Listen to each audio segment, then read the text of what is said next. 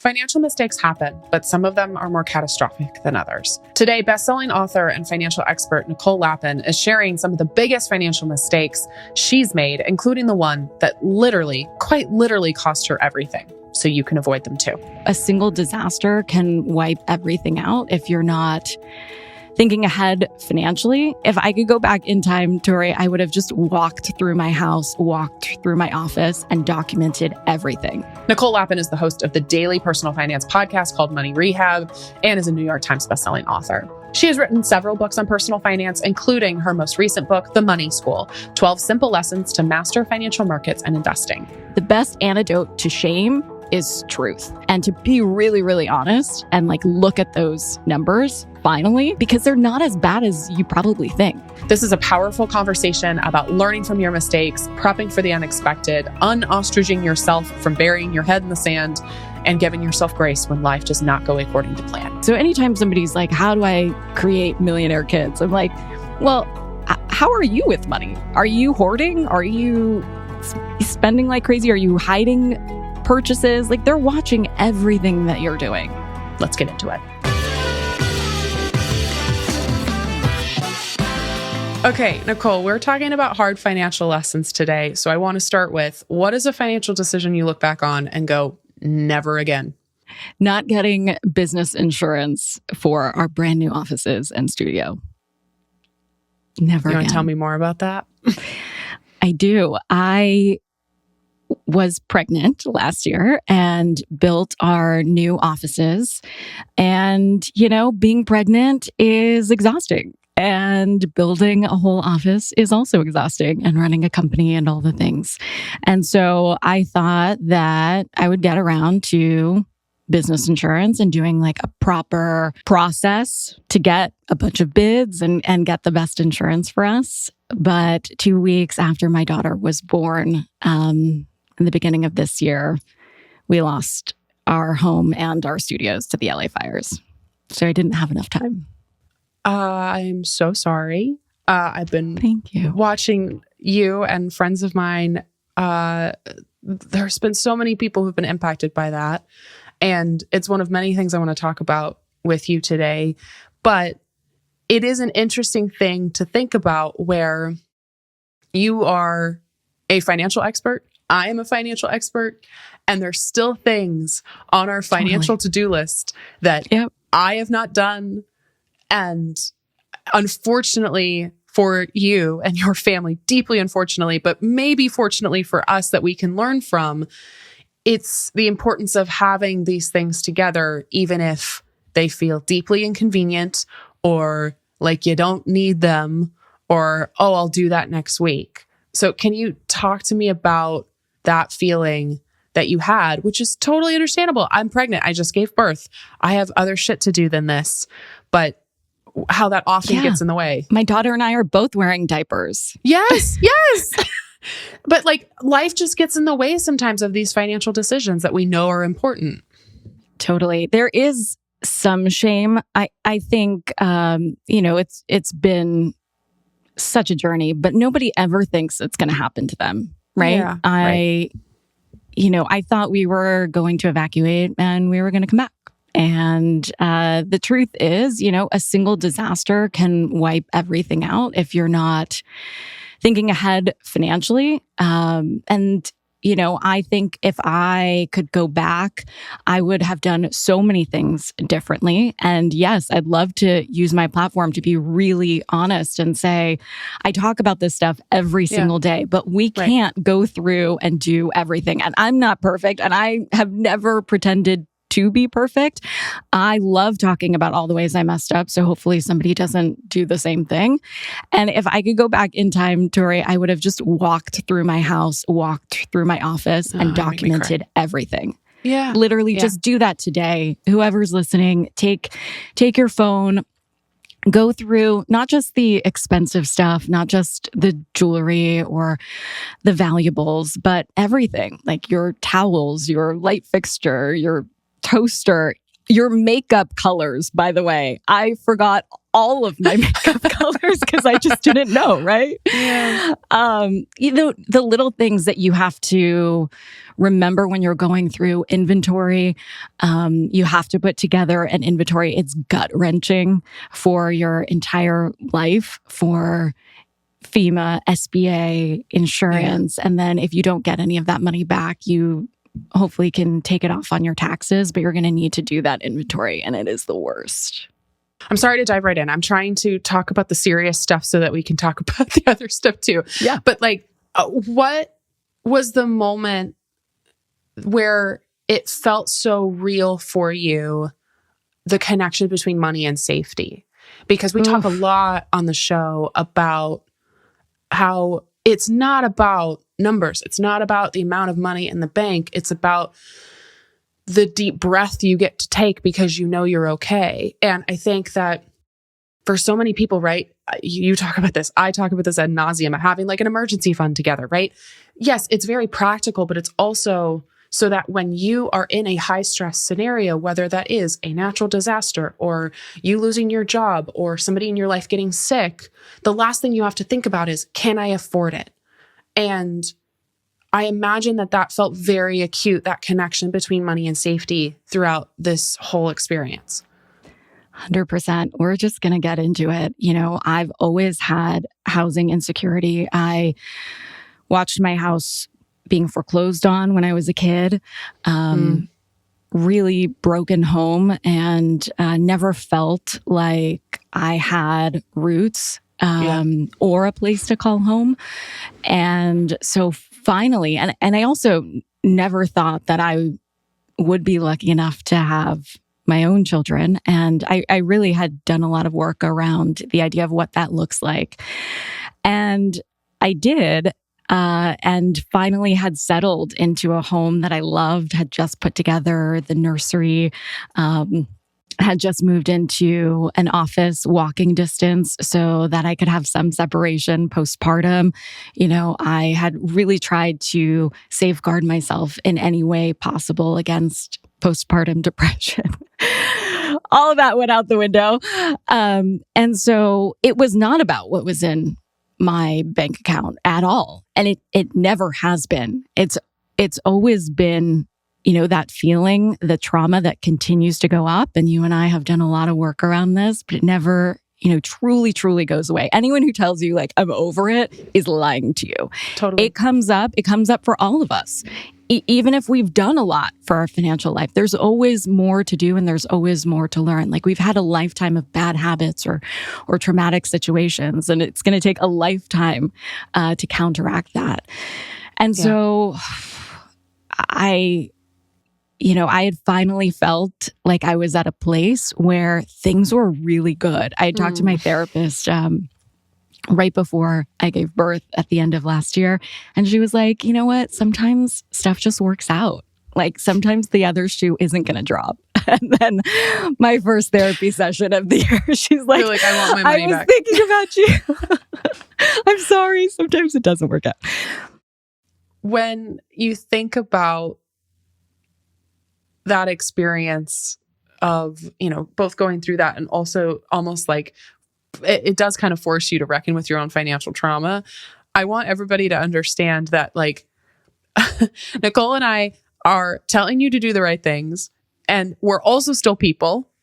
I have said on the show, and I still have not gotten around to it, I still don't have a will in place. And I'm trying to make time to do it. But never a fun day. It's not a fun day. And I tell people they need to do it. And I haven't done it. And I'm confessing that to you. And it's a little embarrassing, but to show you that like this, we're people too. Personal finance, even for experts. And again, this is my second point, is still a little intimidating or is still something that sometimes feels like a chore. And you hope you don't need these things like business insurance or like a will, but eventually that you might.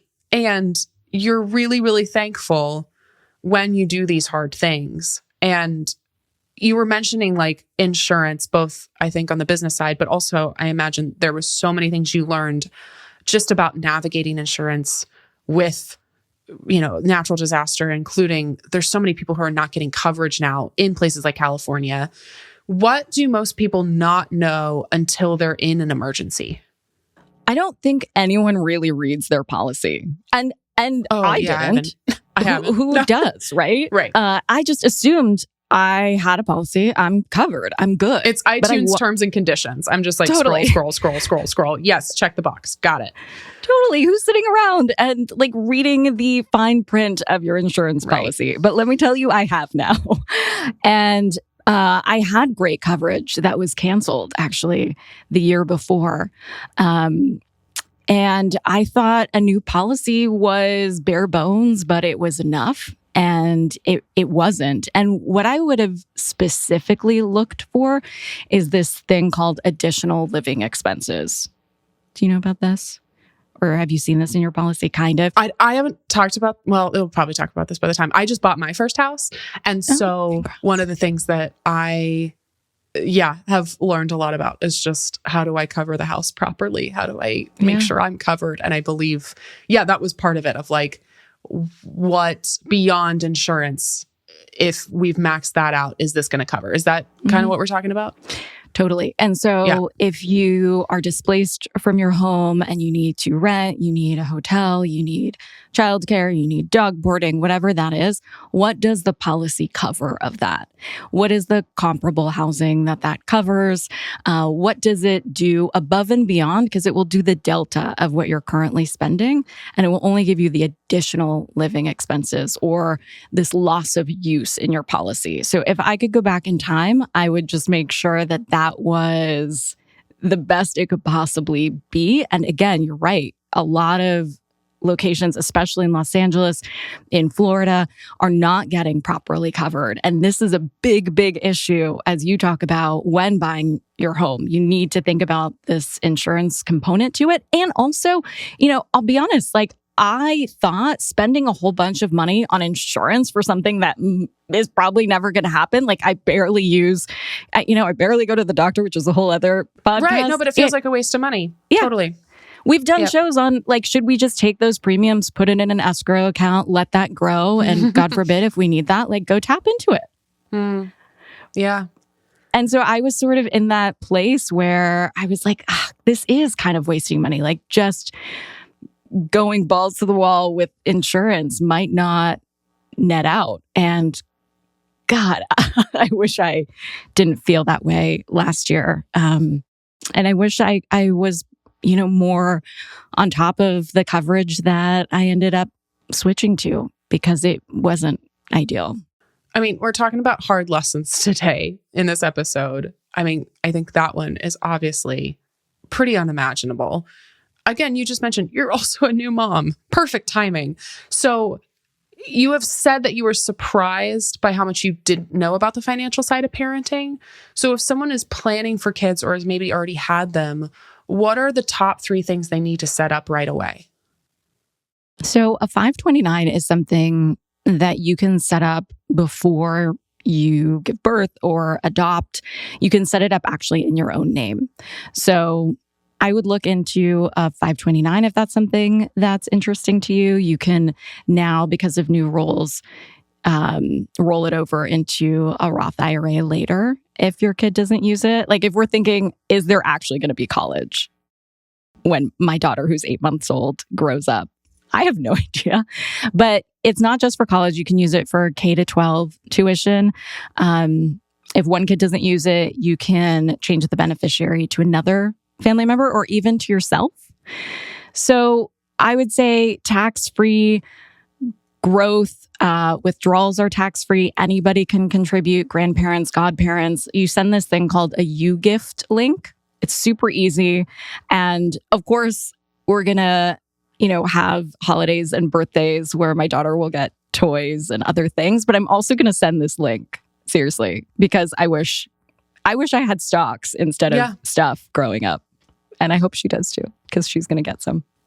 I think that's one thing that I've started doing is I do a fun gift and then the practical gift. So I do like Sephora gift card and then I do the however much money to their IRA or to their 529. And it's like they get the fun gift they actually want. And then I'm giving them the gift for later. Okay. So what were some of the most shocking costs for you of being a parent? You're like, where do I start? Yeah. I think childcare is the first thing. Childcare is, just a larger conversation about why this is so expensive. Setting up I did set up a trust right 2 days before she was born. I probably was going to have my labor break in the office, or my water break in the office of this trust attorney. That was pretty pricey to set up, but I think really important once you start having a family. I think it's really vital. For a long time, I was also like you, I don't need a will. It's never a fun day to get a colonoscopy or write a will. Oh, and I know I need one. I just haven't gotten around to it, even though that's an excuse I'm making, right? But yeah, I think with the house now for me, that is in a trust. And so that was something, again, I think it's a lot of these moments we have in life. So it's oh, I'm about to be a homeowner. Oh, I'm about to have a child, that makes us get our shit together, because we're so often reactive, not proactive in these situations. Totally. I think we look at it like we do health. When there's a problem, right, we spring into action. But it's really hard to eat healthy and do prophylactic stuff when there's not a major issue. Yeah, and the same thing goes with finances. So we were wow, we're 2 days away from having a human child. We need to get our shit together. So we did. And that was important to me. We think about trust funds as this idea that passive money is handed off to spoiled rich kids, but it's just not the case right now. I think modern trusts are really important tools used by families to do a lot, take care of aging parents, protect kids with special needs, leave a legacy for your kids and your grandkids, and ensure how you want this to play out. A trust is not for just the rich. It's for smart people who want to take control of what their estate plan looks like. Everybody has a prenup, the state writes it. Everybody is going to have a plan regardless. It's going to go through probate, which sucks. So whatever you can do to avoid that. And right now, there are a lot of online platforms and estate planning lawyers that can set one up for under $1,000. Trust and Will is one that we partnered with. Yeah. Okay. So you mentioned childcare. This is the one that we talk about all the time, because it's like a second rent payment or a second mortgage payment.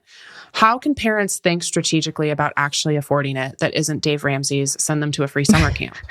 This is, by the way, I think how I discovered you back in the day. Oh, is me dunking on Dave? Yes. And I was like, yes, girl. Thank God. I love you. Keep going. He drives me fucking bonkers, Nicole.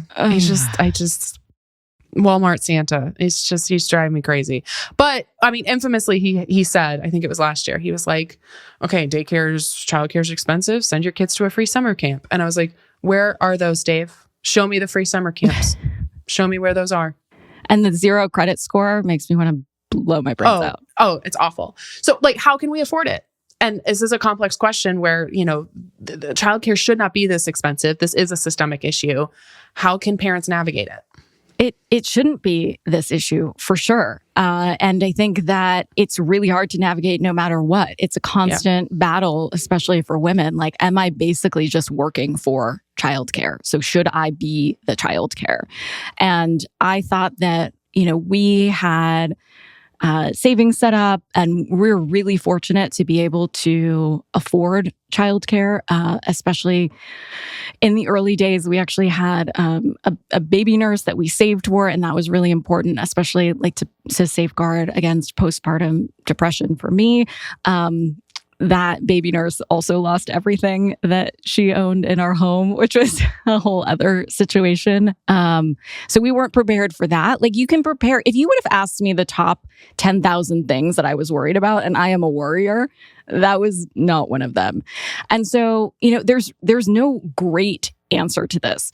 I don't have family to help take care of our daughter. So I needed to really come up with my own savings that could have gone somewhere else, but you make choices with it. It's a battle every single day to be able to think about justifying what should be taken care of by the government, but is not. Well, and what you're kind of mentioning, there's this mom guilt when saying no to, expensive activities, to like childcare options. You feel like you have to do it all yourself. How do you suggest parents set financial and emotional boundaries without feeling like they're failing their kids or taking it all on themselves? Well, I mean, it's the idea of putting your oxygen mask on first is really great in theory, is really hard in practice, where, financial experts will say, of course, invest in your own retirement, invest in your own accounts before your kids, because, they can get take out a loan for college. Right. Yeah. Right. You can't take out a loan for your own retirement. Yeah. Totally. End up on their couch when you're old and need them to take care of you. That's more of a burden than not contributing to a 529 or something like that. It's there's no easy answer to this. It's also really colored by how you grow up. And there's a lot of pressure to like do it better or do it right or do it differently, or, even things like changing the way that I talk about money. My daughter can't talk yet, but, I think about hearing for so long, we can't afford that, or money doesn't grow on trees, right? How has that colored the way we look at money? Instead, perhaps could we say, instead of we can't afford that, we're choosing to spend our money on something else right now, or money doesn't grow on trees. Could we say, my husband talk about this, money grows when we invest it or save it. That's where money grows. It grows in a brokerage. It doesn't grow on trees. But, I think that mindset shift is really important for parents to think about, where they can see money as a tool and not a limitation. And it starts with just how you approach it. Because regardless of what you do, so you could do a custodial Roth IRA, you could do an UTMA, an UGMA, you could do a 529, all these things that, we're doing for our daughter to set her up to be in a better financial situation or have better financial background than we did. But it's really how we interact with money. They're watching everything you're doing. So anytime somebody's like, how do I create millionaire kids? I'm like, well, how are you with money? Are you hoarding? Are you spending like crazy? Are you hiding purchases? Like, they're watching everything that you're doing. Yep. I have spoken a lot about the financial education my parents gave me. And it was because both of them, especially my dad, did not grow up with a lot. And so they were like, okay, we're going to teach her how to be good with money. And so I get asked like, okay, what did your parents do? Or how can I, give my children, the financial education you had?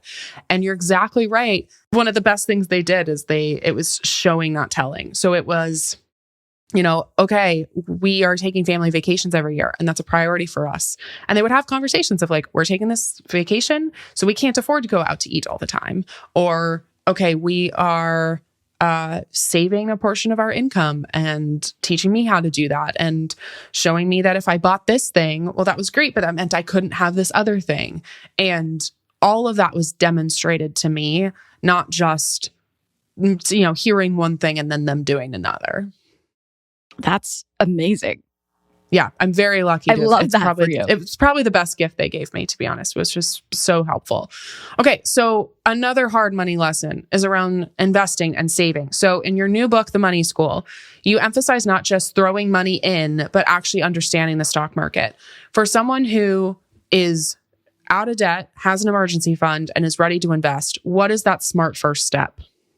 I think the smart first step, first of all, some of the accounts we talked about, one of the things that I see people do is fund the account, which is an awesome first step, but not actually allocate where that money is going. I talk about this all the time, Nicole. Put money into an IRA, amazing, but not actually put that money to work.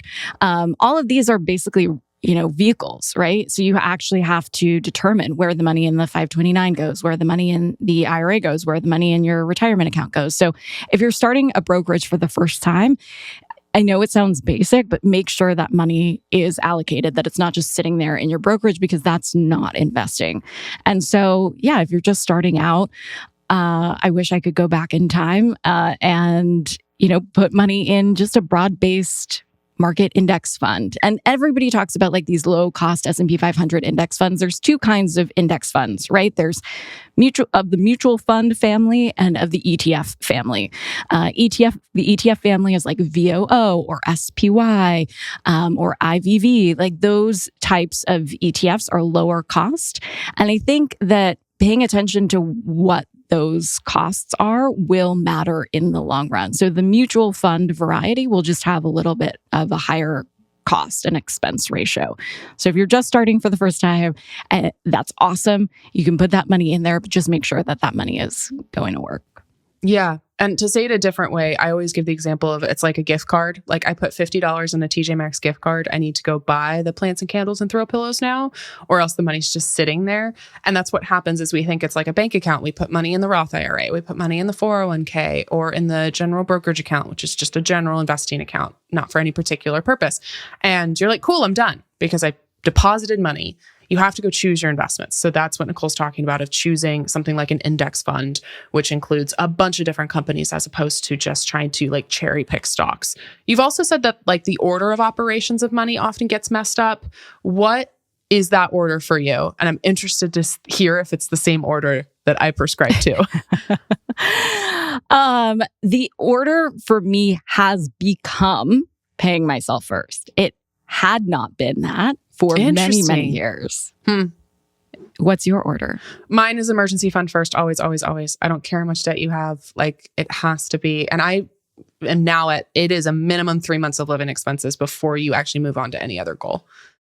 I think that that's, really, really important to prioritize to make sure that you feel safe, whatever that is for you. So like 3 to 6 months, if you have a more precarious job, maybe a little bit longer. This is really hard to put an emergency fund in place, of course, for somebody that is struggling to put anything away.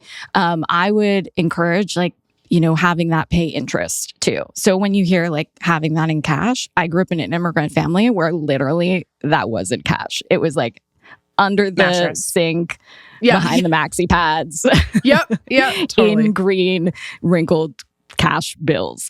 And I think that even that is an opportunity to start accumulating interest, right? We work so hard for our money, Tori. I just wish it returned the favor earlier in my life. And so, even with that emergency fund, it's something that you don't want locked up in like an exotic investment, but high yield savings account is the easiest thing you can possibly do.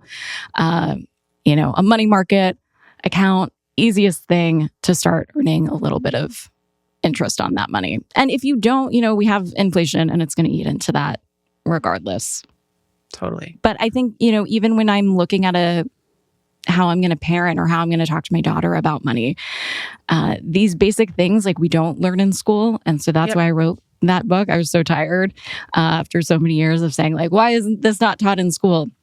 And so as my fifth book, I just did something about it. And I think that right now, because it's not in curriculum, it's incumbent on us as parents to implement just some of these basic fundamental ideas of interest. Like, can you start a family bank where there's like save, spend, share? By the way, this is not just a lesson for kids. This can be a lesson for everybody.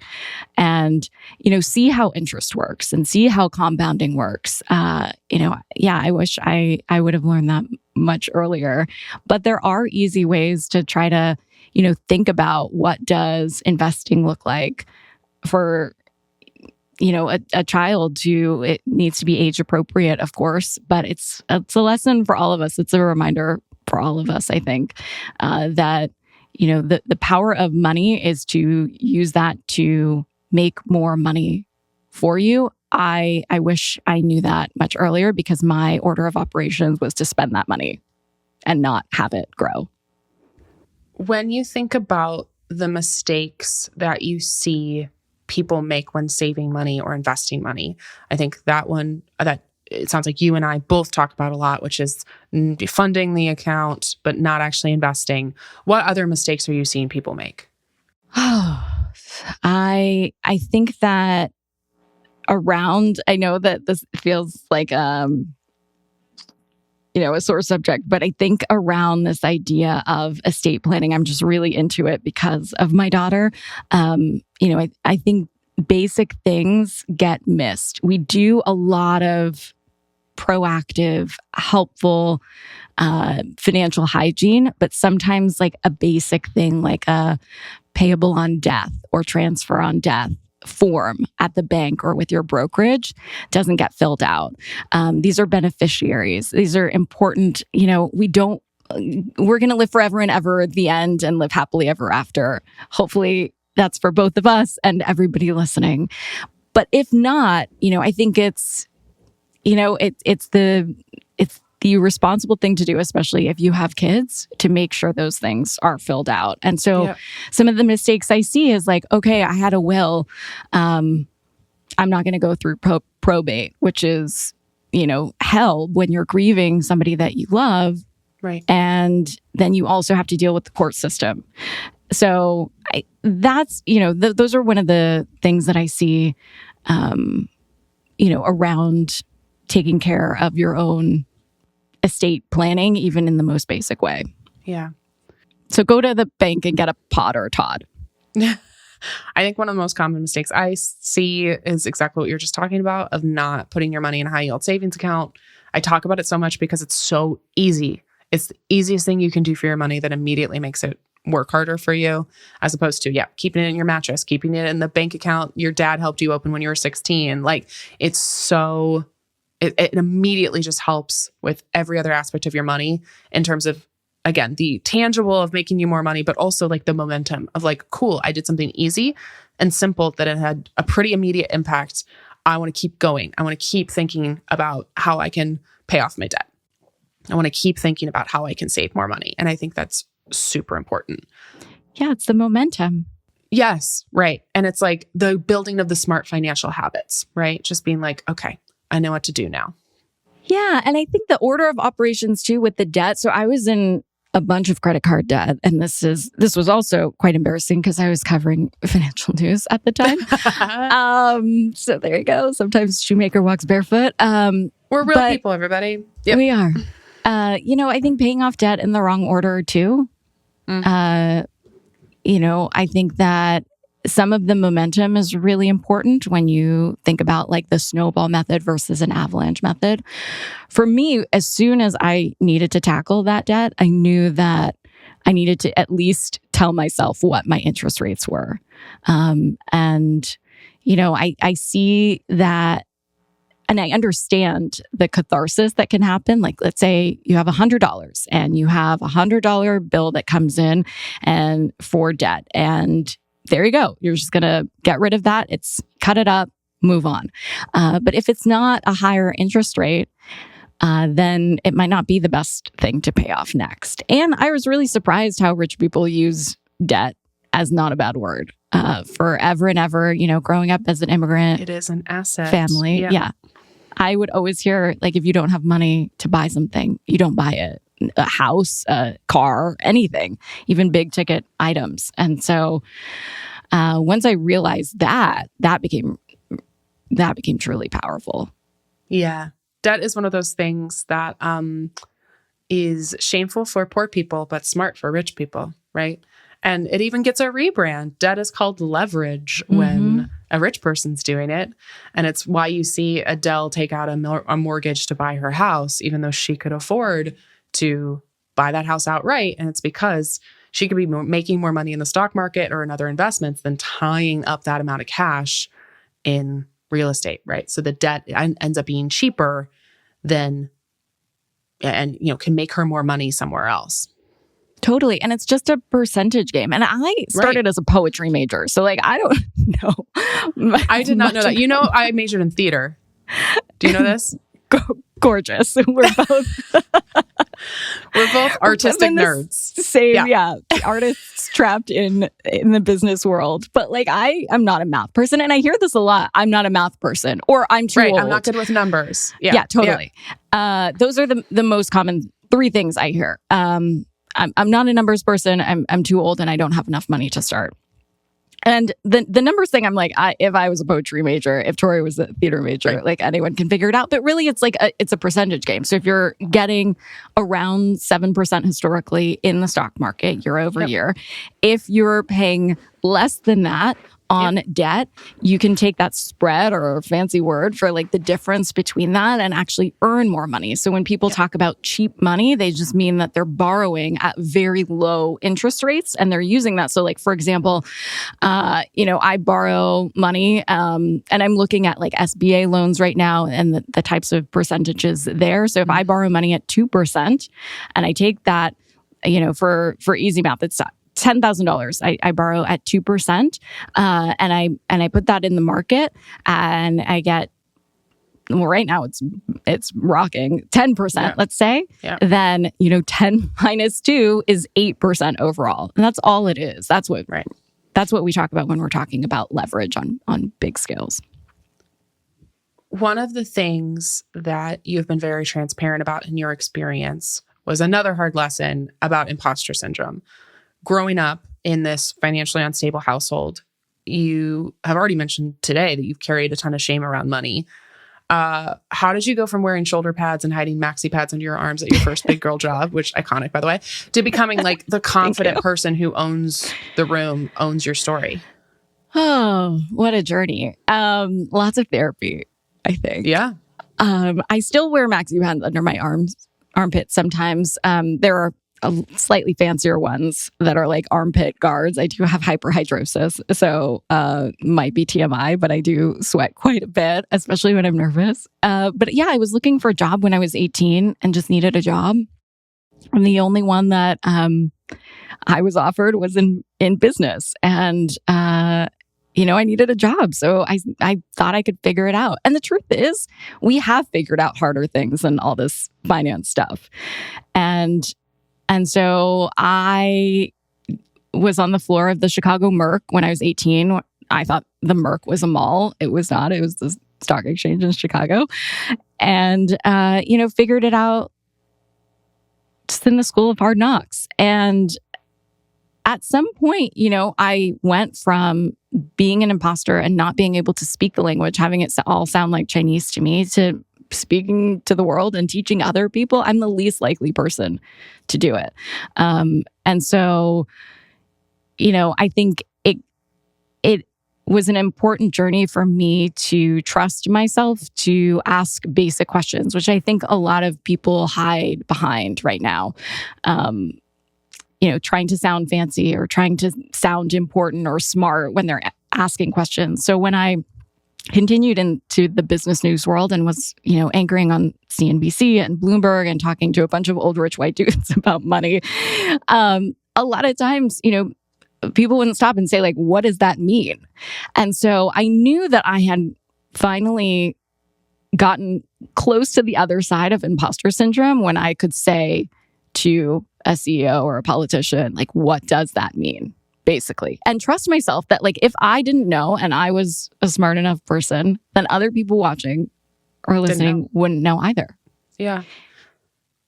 I think that's one of my biggest issues with financial journalism, and also with so many people talking about money, especially men talking about money, is it's like they withhold the gatekeeping so that they seem smart, they seem sophisticated, and that you give your money over to them. Because if they speak to you in a way they don't understand, it makes all of this sound very complicated. And it's really not that complicated. But the jargon and the gatekeeping is there so that they can make money off of making you feel like you're too stupid to understand. And like, you now are building your own money network, I think probably because you were tired of like trying to fit into somebody else's model of what success looks like. So what was that turning point for you where you're like, I'm going to do this on my own?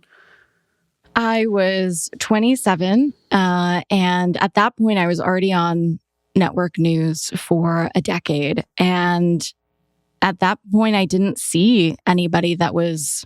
Susie Orman was the only one at the time. And this was almost 15 years ago.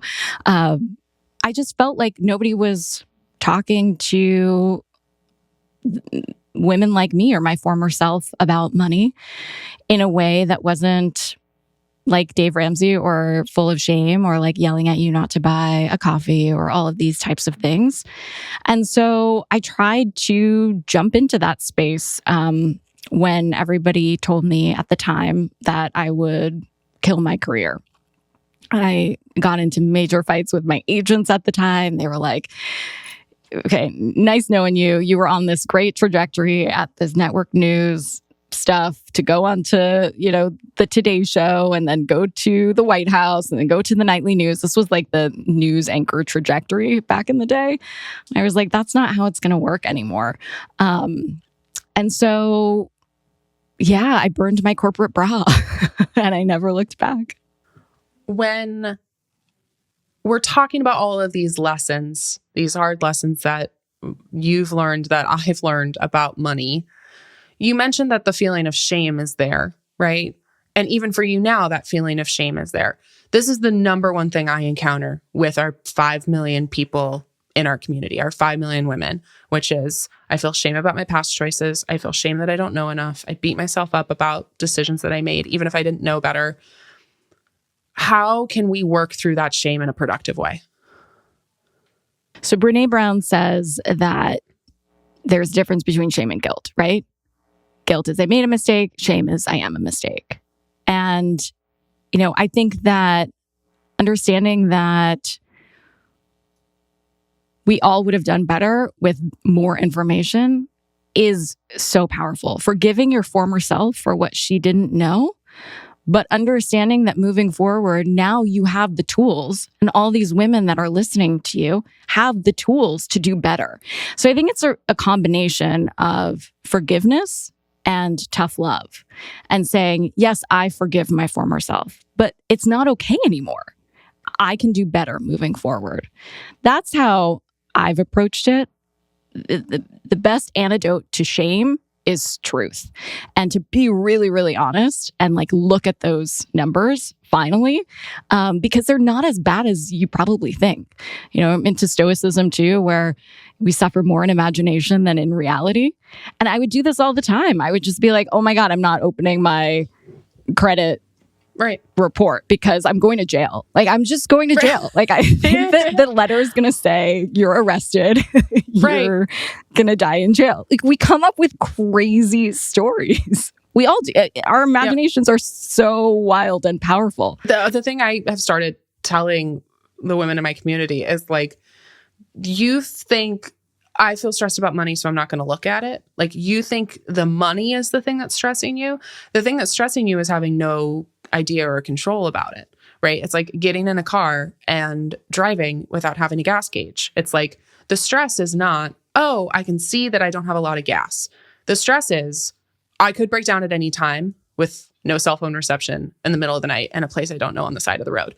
That's the stress. So when you're trying to prevent yourself from feeling stressed about money by not looking at it, that's actually the thing that's causing you the stress and the anxiety. It's like the second arrow idea. It's not the first arrow. I mean, we all have the bad things that happen to us. It's the thing that we add on top of that. And that's the choice, right? It's like the bad thing sucks, but how much do we add on top of that, that we can, that's in our control? Because the first arrow, whatever that bad thing is not in our control. But how we respond to it is, and it's hard. Trust me. I say so this, hard. And it's so easy in theory. When you're not in the thick of something, and then when you're in the thick of something, you're like, yeah, I heard Nicole and Tori talk about this. I understand this in theory, but not in practice. It's the hardest thing you could possibly do.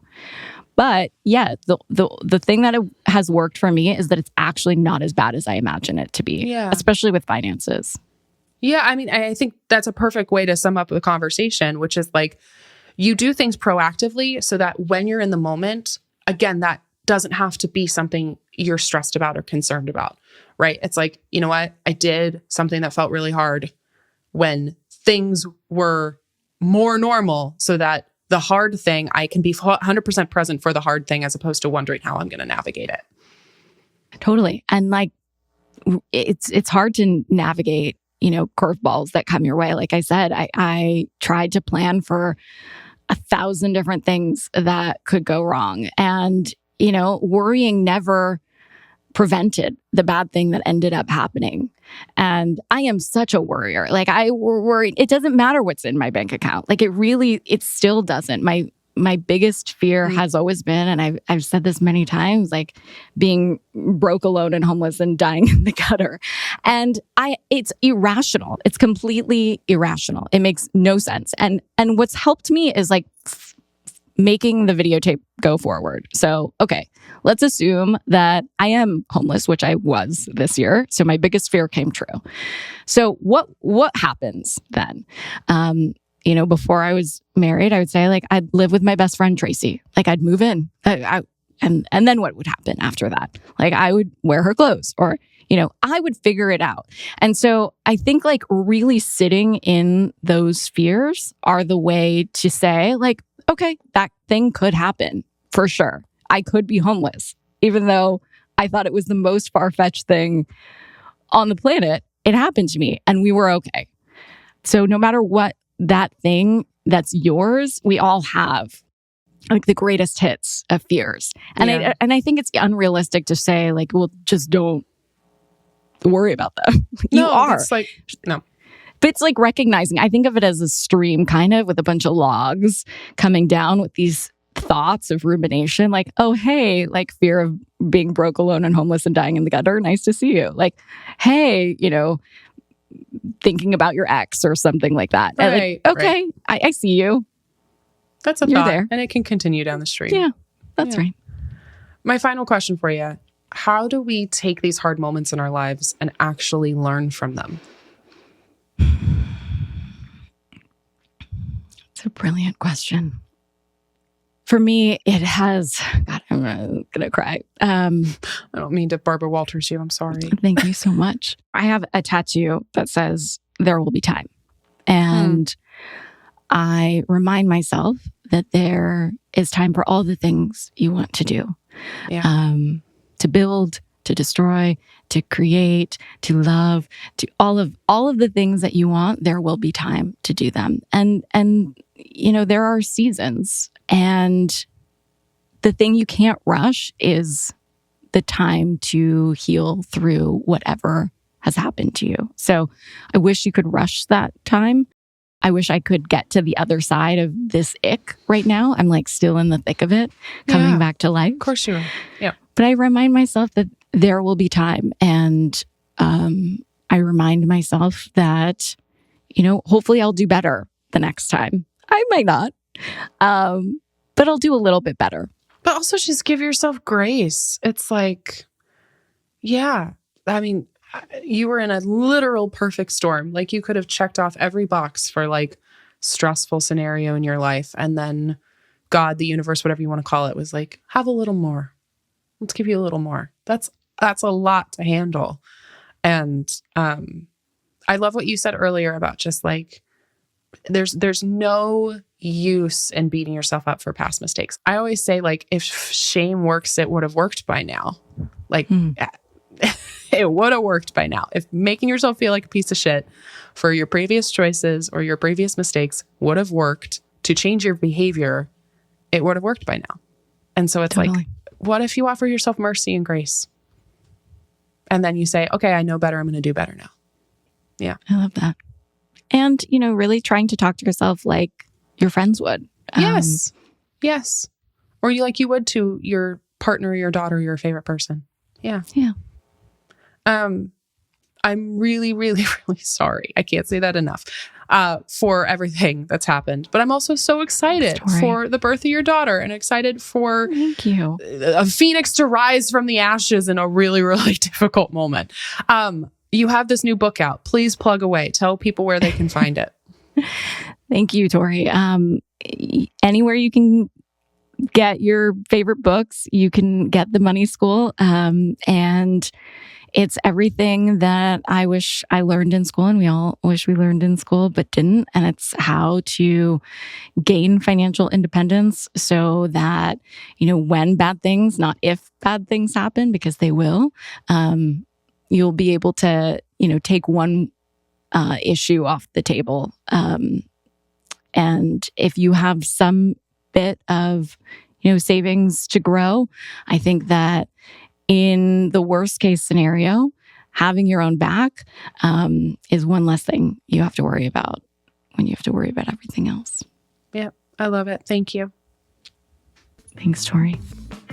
Thank you to Nicole for joining us and for her vulnerability.